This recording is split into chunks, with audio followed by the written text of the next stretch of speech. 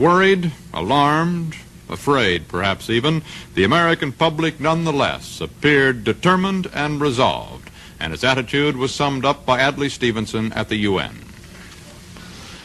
We hope that Chairman Khrushchev has not made a miscalculation. We still hope, we still pray that the worst may be avoided, that the Soviet leadership will call an end to this ominous adventure. And the most tense moment, I'd say, was the moment when a Soviet ship approached the quarantine line and didn't stop. And the issue was, what should we do? The Navy, quite properly, felt that they'd been carrying out what they called blockades since John Paul Jones, and they felt they should fire on it. We were determined they wouldn't, at least not in the first instance, and we let it pass through.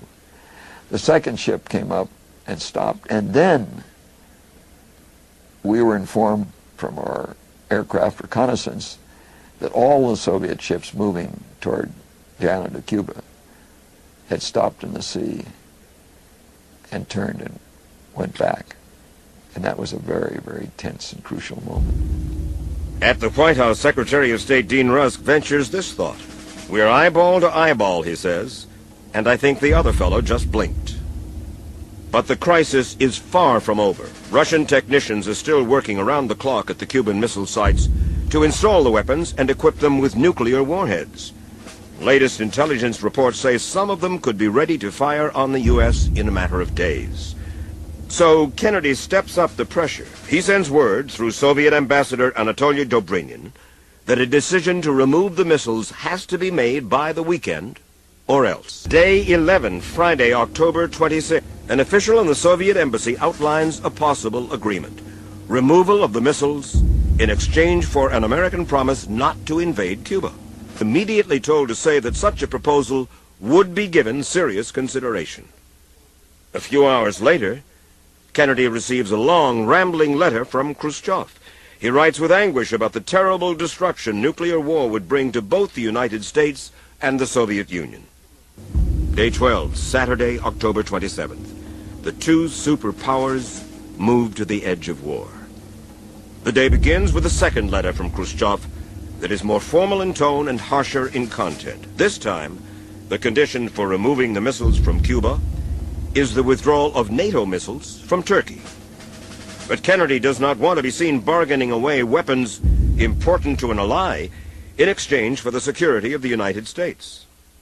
Elsewhere, events are starting to slide out of control. First comes a report that an American U-2 plane has veered off course into Russian airspace and is now missing over Siberia. Then comes news that another U-2 plane has been shot down over Cuba by a surface-to-air missile. You have some commander acting on his own and firing a surface-to-air missile, or some navigational system malfunctioning and a U-2 flies out over the Soviet Union, or a U.S. naval destroyer deciding that they'll teach those Ruskies a thing or two by dropping depth charges on the submarines.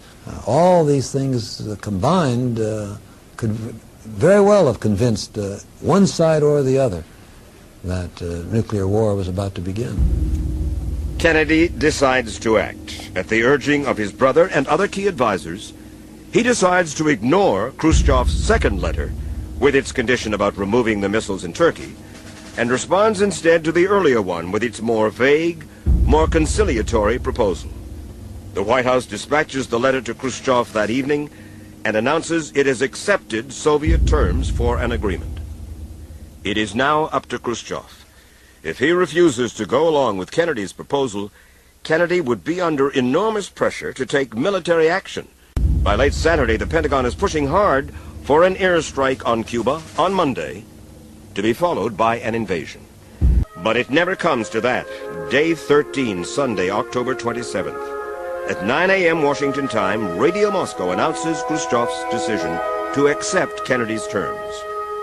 In accordance with the U.S. pledge not to invade Cuba, the announcement says, the offensive missiles in Cuba will be dismantled and returned to the Soviet Union. In June of 1963, Kennedy unveiled a new direction in foreign policy in a commencement address at American University.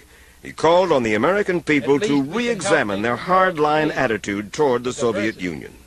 For in the final analysis, our most basic common link is that we all inhabit this small planet. We all breathe the same air. We all cherish our children's futures. And we are all mortal.